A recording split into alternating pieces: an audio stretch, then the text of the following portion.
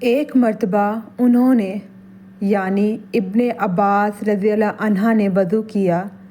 تو اپنا چہرہ دھویا، اس طرح کہ پہلے پانی کے ایک چلو سے کلی کی اور ناک میں پانی دیا، پھر پانی کا ایک اور چلو لیا، پھر اس کو اس طرح کیا یعنی دوسرے ہاتھ کو ملایا،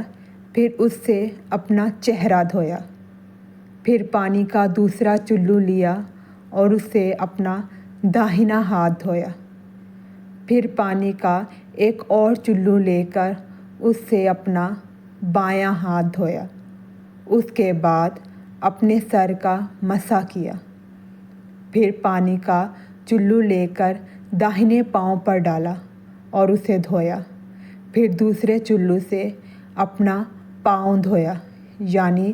بایاں پاؤں۔ اس کے بعد کہا کہ میں نے رسول اللہ صلی اللہ علیہ وآلہ وسلم کو اس طرح وضو کرتے ہوئے دیکھا ہے۔ اگر آپ کو احادیث اچھی لگی ہو اور احادیث سننے کے لیے میرے چینل کو سبسکرائب کریں، لائک کریں، شیئر کریں۔ شکریہ۔